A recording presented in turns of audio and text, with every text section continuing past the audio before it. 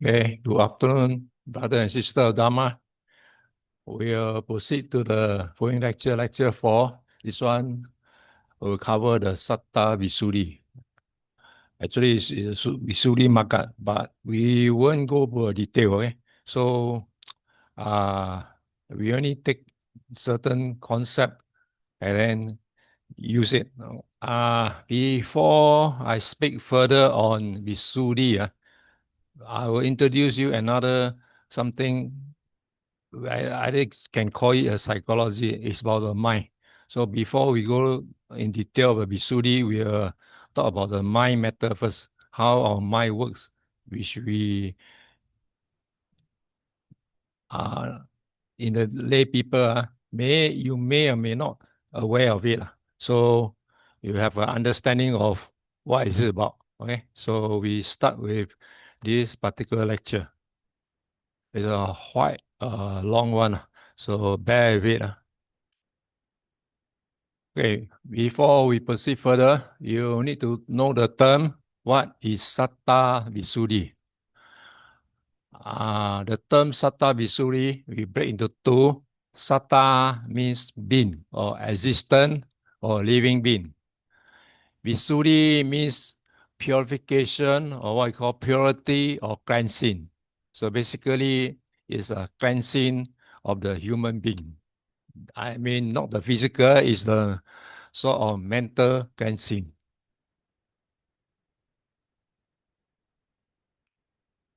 So in Theravada Buddhism, we talk about Satta Visuddhi. Basically, we are talking about the 7 purification, which are part of the path. You need to practice before you're able to attain to Nirvana, so enlightenment. So this is clearly outlined by in the Visuddhi Magga by this particular Buddhist monk. He went to Sri Lanka to collect all the Pali texts, Buddha Gosa. So he written something on this Visuddhi Magga. That's why they are treated as one of the greatest work. So what are the 7 purification? Sila Visuddhi is a purification of virtue or morality. So as a Buddhist, practicing Buddhist or whatever you want to go on a path of towards Nibbana, you have to have a very good morality or self-discipline. All the rules at all times, at all moments, and at every thought, you have must very practice what's the morality. Because without morality, the rest is of useless to you. So with morality, we need to have this Chitta Visuddhi or purification of mind. Next one is concentration. Concentration, it means in meditation or your daily life, right? Beside meditation, daily life, you also need to practice concentration, right? So especially when you listen to lecture, one, you lose concentration. I mean, whatever knowledge passed to you, you'll be lost. So as a practicing Buddhist, beside morality, we must have polish on our concentration. Next one, the Ditti Visuddhi, purification of view. Okay, purification view, basically talking about correct understanding of non-self. Okay, so this view, especially Buddhist view, which laid out by our Buddha and laid out by Sutta, we should have a clear understanding of what he's trying to explain. Okay, very important. If you have misconception or whatever, then you have hard time embarking on it. Okay, so correct understanding of this Buddha teaching is a kind of path which we must step on it, and then slowly we proceed from one level to another. Next, Kankat Vitarana Visuddhi, purification of overcoming doubt. As a human or as a practicing Buddhist, we tend to have many doubt when obstacles come and overcome us. So you need to overcome this doubt because Buddhist teaching is about practice and then realize it. Right? So when you are hindered with many doubts, your performing of going forward is an obstacle to you. So you need to have clear understanding, clearing all your doubts. That's why you can proceed to the next one. Because every level is very difficult. So all these steps we need to follow closely. Next one, Magat Nana Dasana Visuddhi. Okay, when you progress further, you need purification by knowledge and vision of path of what's the path and not the path. Okay. So as you progress, your knowledge increase. Then you're able to understand what's the path and what is not the path. So you must able to sort of total understand and knowing pretty well, are you embarking on the right path? Then as you progress further, you need to have this Pata Patti Pada Nanda Dasana Visuddhi. Here is another level, purification by knowledge, same to earlier one, and the vision of the way. Earlier is a path and not path. And here you must, whether you are going the right direction, the way. You practice correctly, and this will lead you to a higher level. So this is another progressing path. Ananda Dasana Visuddhi. And then when you have this earlier two, you have purification by knowledge, okay? By knowledge and vision. This vision is of higher way, it's not the way, it's the final goal of Nibbana. So as you progress, you slowly will reach your target. So these stages are structured path for insight meditation, leading to a liberation and a cornerstone of Vipassana meditation tradition. So those who are practicing meditation on the Vipassana one, this knowledge you have to follow closely, because this will help you to reach the final state. Okay? So Vipassana is not easy. So it's a long, long way. So you need to go to level by level. So when you talk of Visuddhi, it signifies the highest purity beings can attain. Satta Visuddhi. I mean, if you practice this, you will get the highest purity. I mean, you are a noble person. Of knowing Nibbana. Realize only after eradicating without residue those things, bad habit, and then all those bad things which you early layman used to have. You have to clear off all the dust, okay? And the things like lust, hatred, and delusion. These are the three evil roots. So even the evil roots, you have to uproot them. So this is a way out of it. And it's to signify the primarily profound means in-depth and comprehensive total understanding of development of, first thing, as I told you earlier, morality play a very significant part. When you have morality, you proceed to mental concentration. And upon finish your mental concentration, you attain wisdom. So these are classified into 7, which lead to the realization of the highest Nibbana, purity, or what I call attain Nibbana. So Visuddhi, you must remember all these 7 points, okay? Cannot miss out any one of them, okay? These 7 points, all have to remember. So question be set every end of exam about this. So die also must remember. So these 7 points cannot miss out.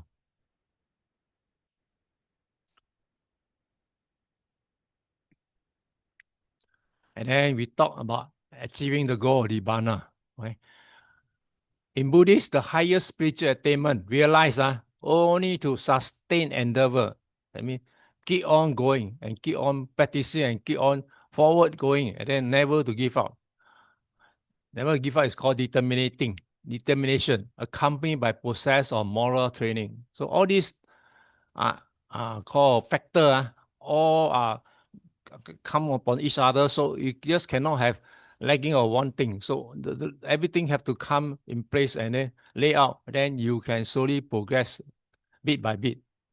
This course mentioned many cluster of factors like constituents, requisite, perfection, which cover substantially the ground for reaching the goal of Nibbana. So people talk about attaining Nibbana in this life. It's very difficult, okay? It's not impossible, but it's very difficult unless you have that kind of strong mental factors. Then you have all these perfecting one after another. Then beside this, you need perfection, the paramita, which you study early years. And the requisite of enlightenment, Bodhi, Pakya, Dhamma. We cover that too. And the threefold training, Sika, containing, which we learned earlier, the Noble Eightfold Path are the better known of such cluster. So that's why I say it's not easy. You have to have all these things to perfect it in this life. If not this life, next life, and so on until you attain Nibbana.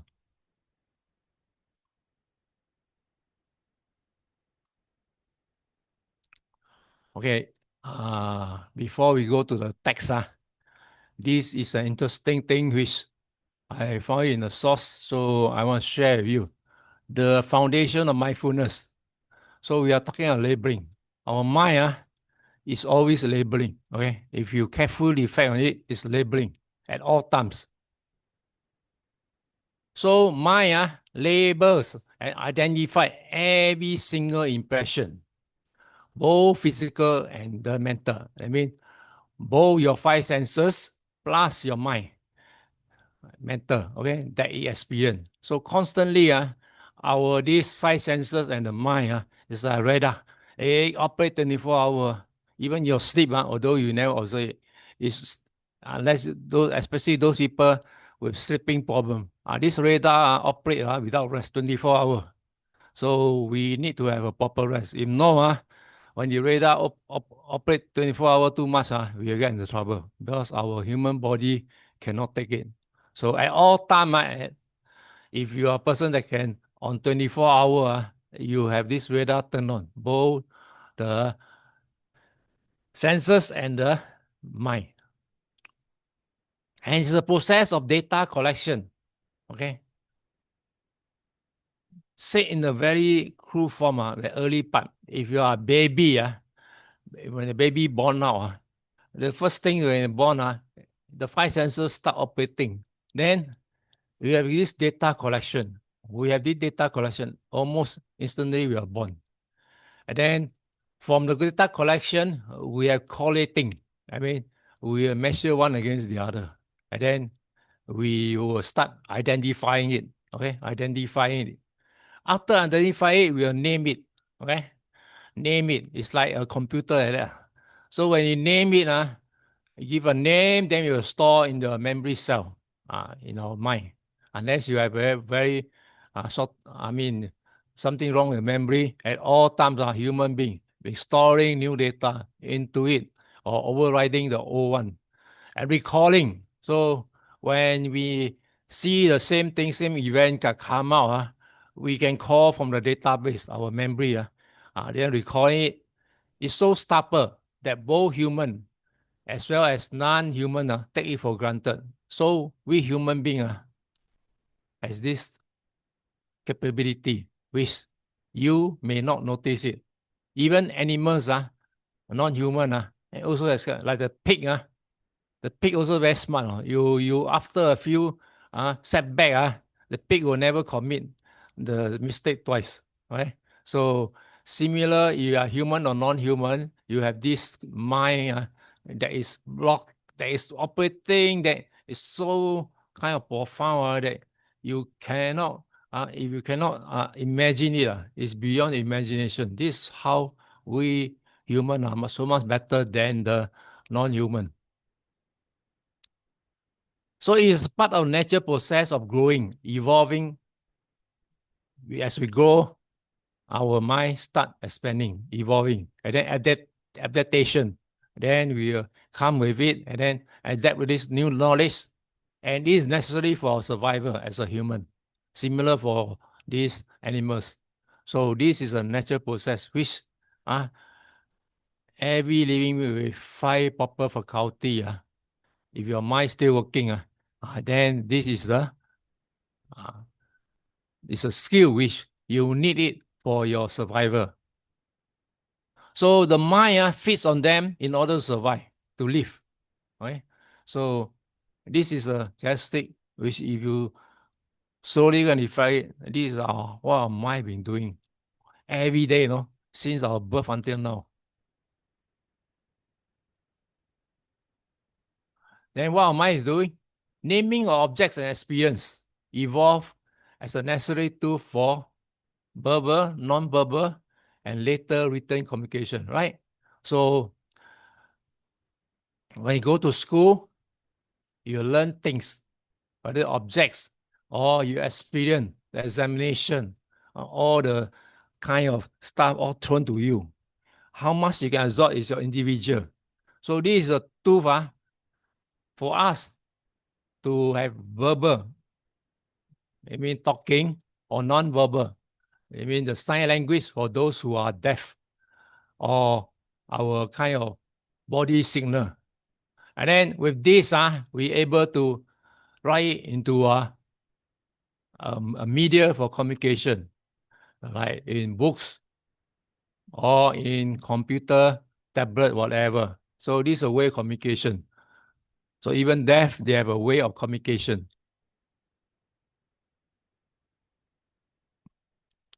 Then when you dig further, from the naming objects, when you classify the object already, and experience grow, they associate emotional attachment.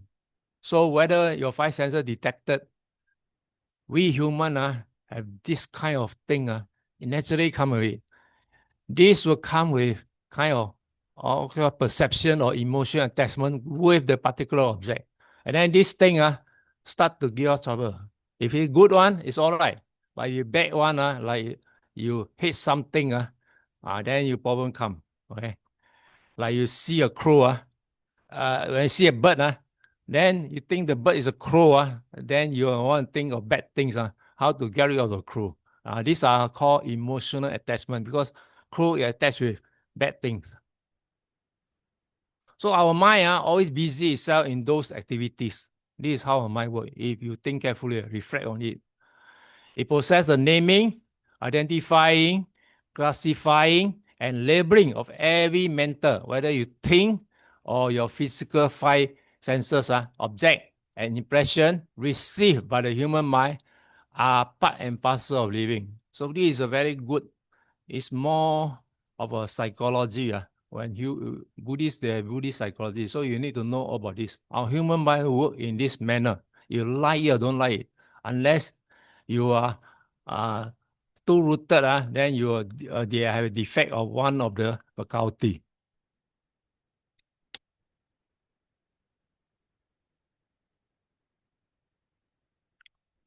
Living would be almost impossible if objects are non-identifiable. Sorry, tapping arrows be none. So we are human beings at all time identify things. So it's almost impossible for object not to be identified because our mind is of this nature. So the mind too has its own response mechanism and reacts to data and information received automatically without any human intervention. Oh, this is a natural process. You like, you don't have it, it's behave this way. So that's why you study this Buddhist psychology. You're talking about all these things, which is also part of science. Then we go further. For instance, the human digestive system, the blood circulatory system, the growth system, they are all function without any sort of human volitional intervention. When you talk about human body, right, the blood, all the organs, all these things, these have no human volitional. Is of a natural one. But don't take wrong food. Wrong food, you get food poisoning. So These are some of the things in the natural process. Then you talk about in the unconscious level of human mind, data identified, name and label also. In Buddhism, they say even you are in a coma, unconscious state of mind. This mind, which we can never measure by science, is still doing the same process too in the unconscious level. So that's why science, they keep on saying those brain dead are classified as dead. Okay, but in Buddhist, unconscious level, our mind are still of this level. Okay, so those processes, however, go on without human being too much aware about them. But here, if unconscious, there's no awareness about this. Okay, the mind perform by itself. On the other hand, at the conscious level, humans are taught to identify object and impression. That's why when children are born and become a toddler, as they're growing up and go schooling, they are learning this process of identify object and impression. That's why this is a teaching. Example, there's a ball, there's John, and then Jane is angry. And then we start labeling it. This is a ball, there's John, and then you even define what Jane is angry about. Okay, so labeling by themselves serve as a useful tool for various forms of human expression. That's why we can't escape from this labeling, which I was trying to impart to you all, because our human mind is of this nature.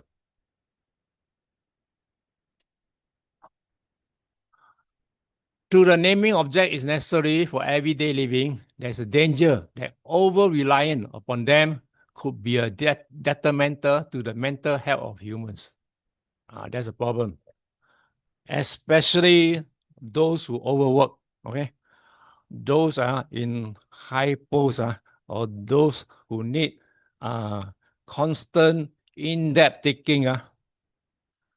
If you think until your mind has a limitation. So your mind become breakdown. Then what happened? You have mental problem. So that's why when they go to study this, they're using this psychology to treat those with mental problem. You understand all these root cause of the mental problem. So we got limit as human. So over usage of your mind, it also can cause you damage. A good example is here. There's a little harm when a bird is overlooked upon as a bird only. So when you look at the sky, there's a bird flying there. Bird only. But the psychological consequence arise. There's a problem when you're human. When a bird is qualified by adjectives, you add in the bird quality is what? Adjectives. And associate with the other emotional experiences. Example, that ugly black crow is a nuisance. I will have to destroy it. I mean, when you see the bird, you see a crow. And the crow is a harmful thing, which in our mind perception that is a nuisance and will always cause disease and go after human food and so on and so on. Okay, so that is why when you plus the adjective in, our mind start making bad thoughts about it.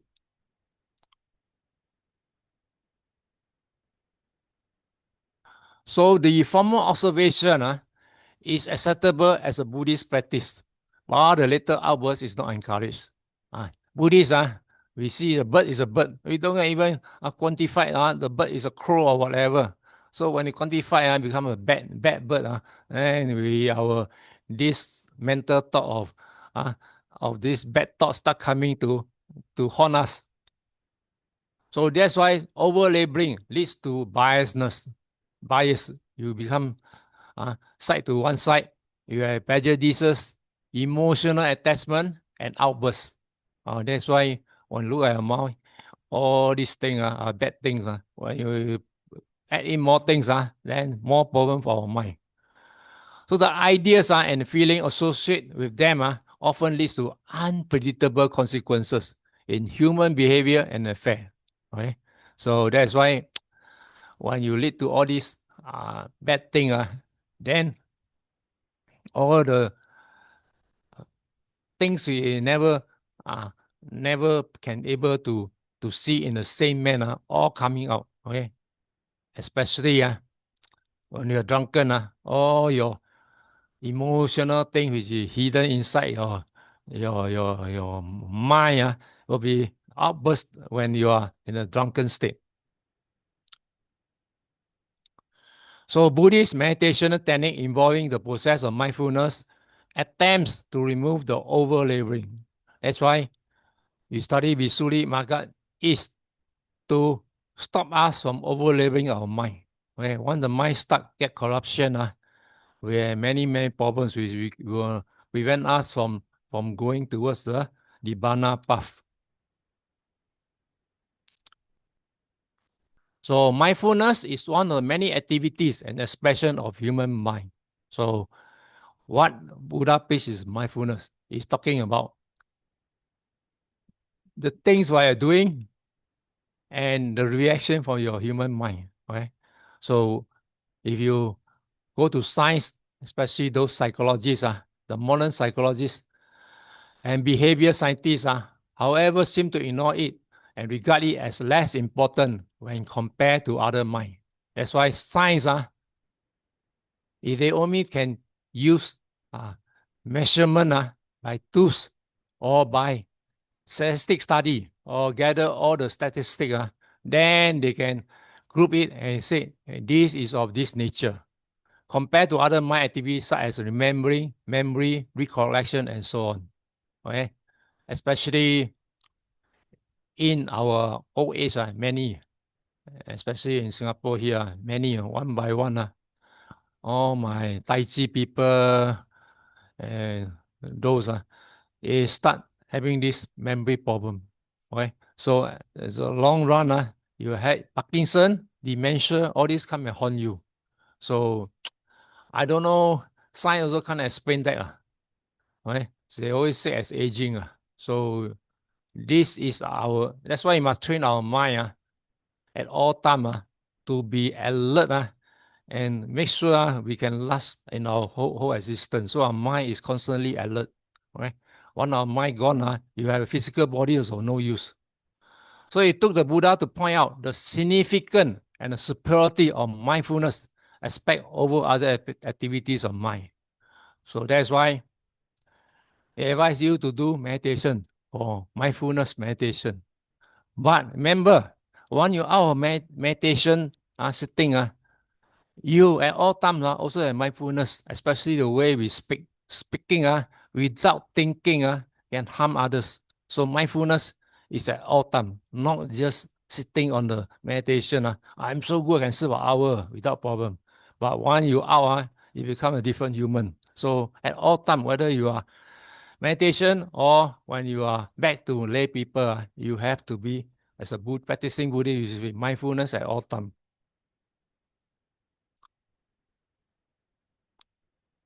According to the Buddha, mindfulness, you have proper understood it and control, harness, cultivate, and practice could be very well play a salient role in the conduct of the human affairs.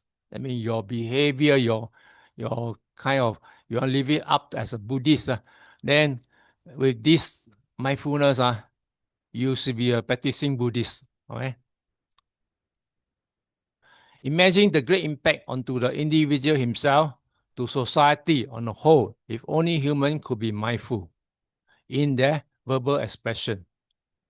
That's why all the world trouble, the Middle East war, the Ukraine, because of all this problem. To think before speaking, very important. That's why Buddhists we always remember what we spoken now cannot return back. So always be mindful at all time. speaking is the most easy to break compared to the other two. Without thinking, you just, especially those bad one, harmful words, you speak out, that's end of it. You cannot, I say, undo like computer. To cut or restrain any sort of verbal expression that may be hurtful to oneself and to others, and to cultivate instead expression that bring about a harmony to oneself and others. That's why in the world, if you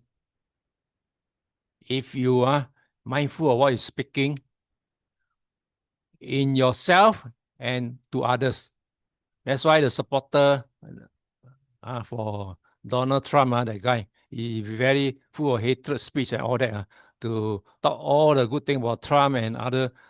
There are some people cannot accept you, okay? That's why all this hatred started, right? And the burger was shot on the neck, and then that's the end of his life.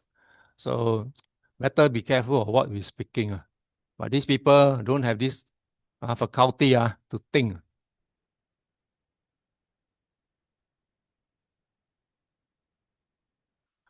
Buddhists therefore look upon the topic of mindfulness with great importance. As a Buddhist, practicing Buddhist, great importance and the seriousness. And then we treat as something as our goal. It means to be mindful of one's every physical and mental action. Very difficult, right? So we try not to commit any one of them at all times. So physical and mental, at all times, practicing Buddhist, please don't commit any. Then you have regret coming in. So it means to be aware of one every thought and deed. That's practicing Buddhist should do. It's a Buddhist culture and unique one in the terms of spiritual philosophy. Right? Buddhist talk about spiritual philosophy. It's not I go in front of Buddha image and then swear or whatever thing you ask for. It's your conduct you live up to yourself as a Buddhist. So it's a common knowledge that many human behaviors and action are discharged indistinctly without much thinking.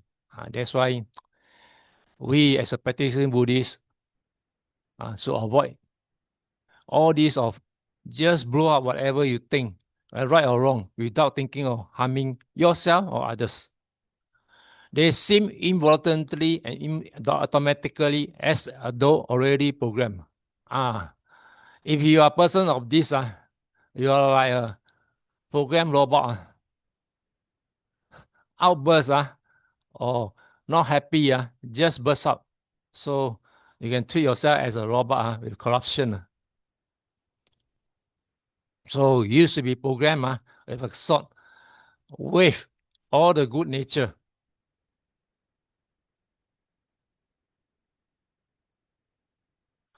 More than often, not they are carelessly exhibit and express, while positive and thoughtful, acceptable behavior are welcome. So when people of this nature have been thoughtful, they are much acceptable and their behavior are well respected, are welcome and appreciated. Especially though negative and unacceptable tendency create animosity, unhappiness, and ill feeling, especially you hurt the others, thereby introducing atmosphere of resentment. That's what happened.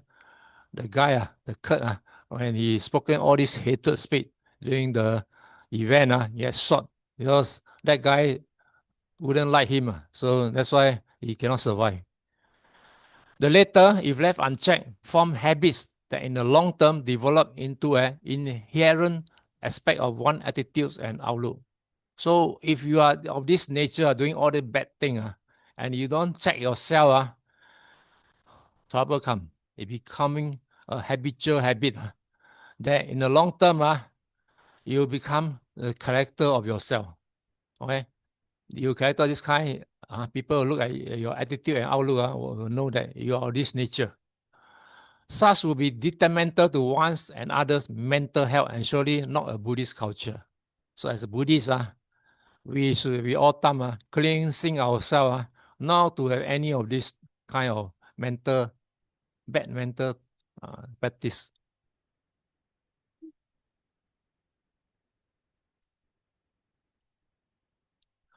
So mindfulness is an extremely stubborn mind process. Very profound. It's so hard where science cannot explain it. Even science, they can't even explain what is mindfulness. It's a mental activity that precedes the actual identification of the object experience to the sixth sense door. So our sixth sense door at all time are doing all this identification. It's acknowledged that the activities of the mind are stimulated by sight, sound, smell, taste, feeling, and ideas. Ideas are from your mind, okay? So as the mind becomes aware of a sense object, as it impinges onto the related sense organ, for example, the eye, this is a very short momentary awareness known as pure awareness. Okay? So when you see something, just pure awareness. And later, when you go to the process, and then you start identifying. By itself, it's pure. Okay? It's our mind that make us in trouble. So the next process, the process that takes place before the other activity of conceptualization of the object. This is the trouble part. We start to determine, investigate, and then checking whether good or no good or whatever. There is a conceptualization. This state is extremely short and the particular object has yet to be identified. Okay? This is process of identifying the particular pinch object. So the mind has not yet focused upon itself on the object. So it just carry the object, and then it's processed. And the mind haven't come in. The important is when the mind come in. So it's a momentary pure awareness that is regarded as mindfulness in Buddhism. Right? So when you see object, especially men, you see a beautiful lady. Beautiful, you don't identify beautiful. Lady, no beautiful. You see lady, no beautiful. The beautiful is identified by the mind. Okay? So when you just identify woman, a female, that's all. Then you're no problem. But you identify further with the female associate, add in all the adjective and whatever in, then you become a problem.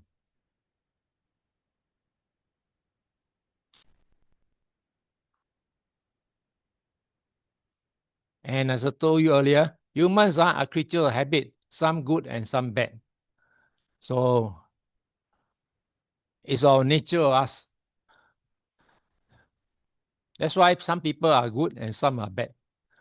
Those that having the good attitude will have good one. Those having bad one will become a bad person. So experiences, both intellectual and emotional, are stored in the memory in various departments, sections, and categories. That's when you early part, when we start learning, all these are intellectual things. And then human being also got attachment, emotional. Okay? So this thing are stored in various cells in your memory, or your brain, brain cell. You think it as a computer memory. All stored in various places and various departments. So, and then you are classified A, B, C, D, so on and so on. So all this is all sign of computer labeling. It's an impression and stimuli are received to the sense organ. The mental process is to scan the memory bank commences. So when you early part, when you learn all these are stored in your memory bank in your brain. So when you receive a new thing from your sense organ, you run like computer, like a program, check A to Z. Then the problem come. It start giving you labeling. And then this problem come. Good thing, never mind. But bad thing, it become a hindrance to us. Those scanning is necessary so that the past data can be associated and matched to the sense impression being received by the sense organ. This is how our mind works. Store in your memory from your very young age of your birth. Your father said, this is good, this is bad. All your parents teach you. That's why parents are the first educator for the child. If you give them a bad one, then your kid will be this pattern on. Okay, so very important when you have a baby. try as a Buddhist, give them maximum good thing. You give them bad thing, behave in a bad way.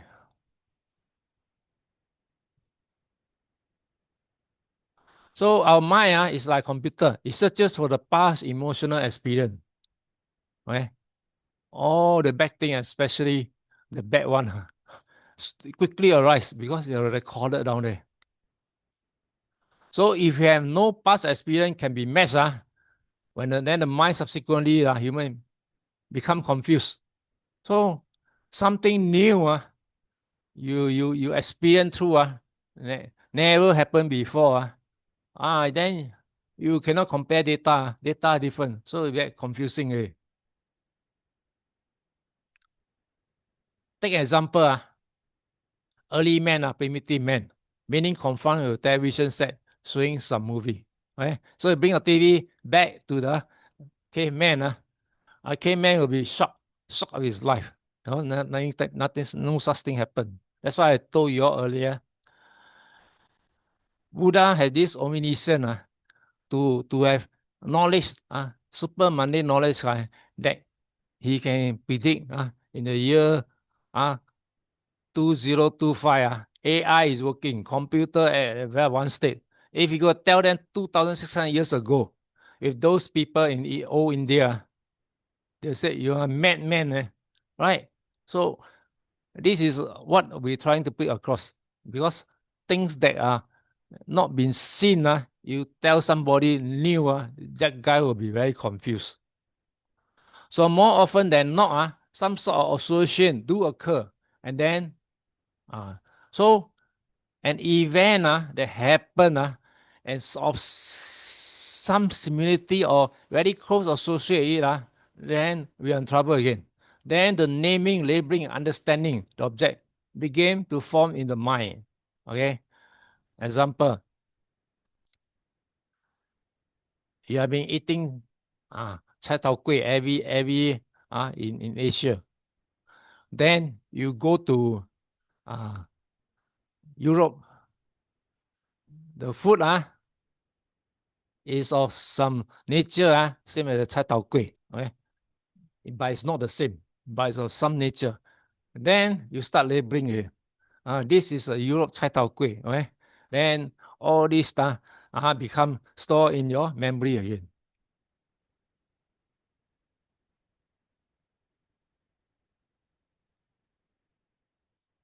So our mind, now I see a new thing. I will now conceptualize and visualize.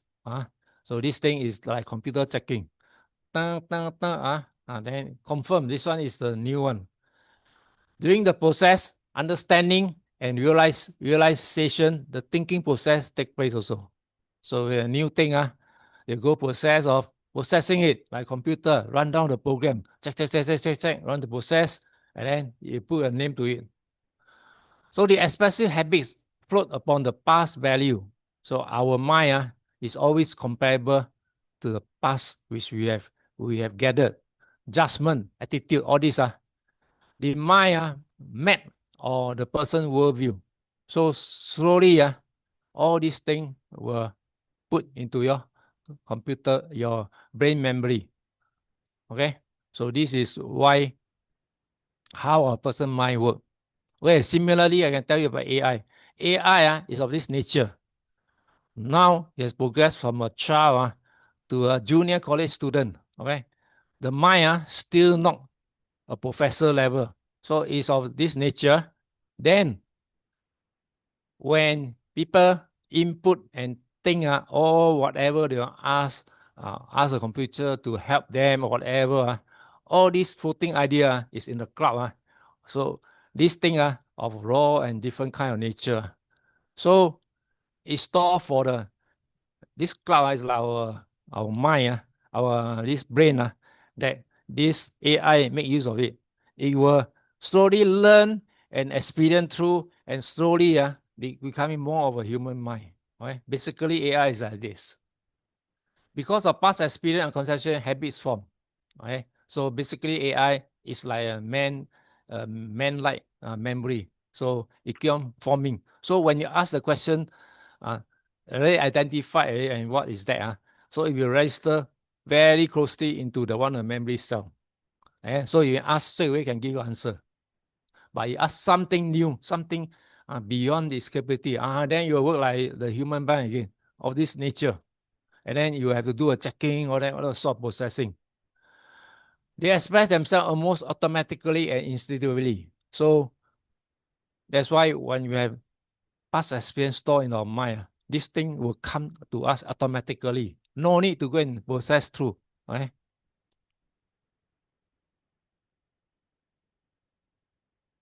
The result is that people respond to situations with less thinking and reasoning. Right? So when a new thing come out, straight away you get an answer. Usually responses are not conducive to one's mental and physical health. Sometimes it's of not relevant or not so-called suit to your needs. So it's always easy to respond to situation with some sort of envy. There's a problem come. When envy, ill feeling, disgust, fear, uncertainty, stress, tension, and so forth. There's all these bad things start to come. Then bad thoughts will start to appear. So when one is mindful, however, the process of habitual response is eliminated. So when it pass, you have this kind of habit without controlling. You should learn how to stop this habit from responding immediately. Okay, put a break to it.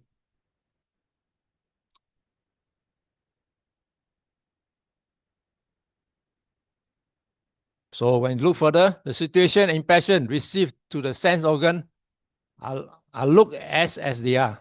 Okay, when you capture the particular object to the five senses, just of pure state. I mean, you don't go and label it and so on. So red is red a color. So if you capture the red color, it's just a red color, no other thing. It's no longer associated because in Chinese or in other races, red is associated with anger, blood, aggressiveness, revenge, and killing. All right. So when a sense organ see red, it has no reaction. But for a person that has this bad habit, all these are registered down there. So the mind is now trained to view external as well as internal stimuli as they are. So I mean, immediate. You don't add in all these things in. So similar to hunger means time to eat, and when someone pass an unkind remark, so be it, and just an unkind remark. Only then hold peace with oneself and with others. So you practice this of holding back, then you'll be at peace with yourself.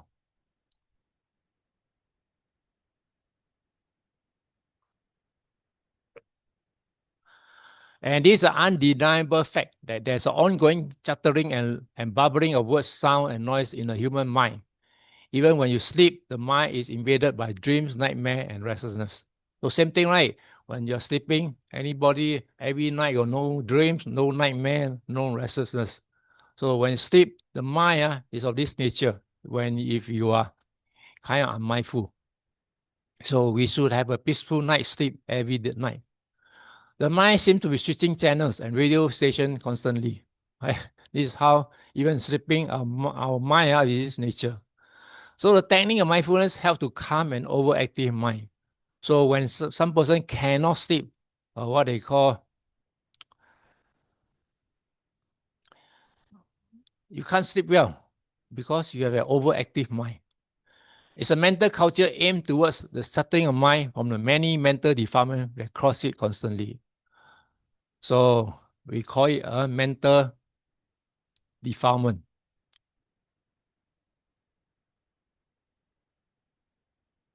Mindfulness is a present situated event of the mental process, and the mind cannot be mindful of a situation that occurred in the past or going happen in the future.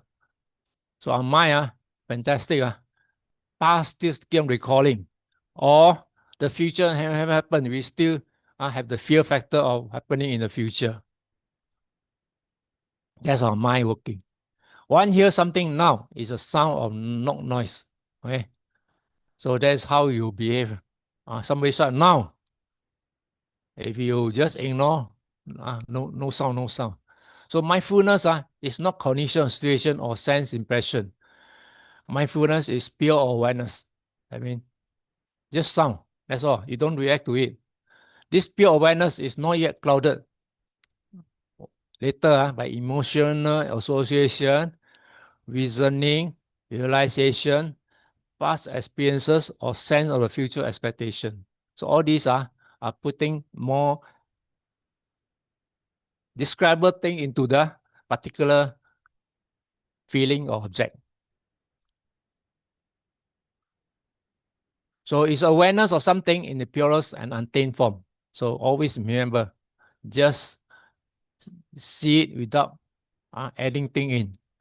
Since pure awareness, mindfulness means the mental mirror representation of the external and internal stimuli. It merely reflects the impression received because it's a simple reflex. The impression being mindful of the sense impression means that the situation of pure awareness is neither judgmental nor biased. Passing of judgment do not take place yet. It's merely observation without passing any sort of criticism or support. As mindfulness is only a process observing this impression is not associated with the ego I or ego or the self. So a headache means simply a headache, a psychological stress situation, and not I'm having a headache. So if you are headache, you just think it's a stress situation make your this head a bit uncomfortable.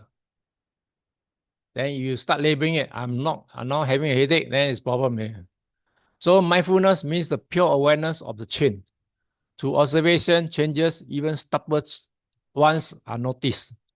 So it gives birth, grow, maturity, and finally decay of all phenomena. So if you just without putting in extra, this thing will naturally die down. Meaning, mindful is not to sit back and watch the movie of life itself, especially the life within that person. Okay.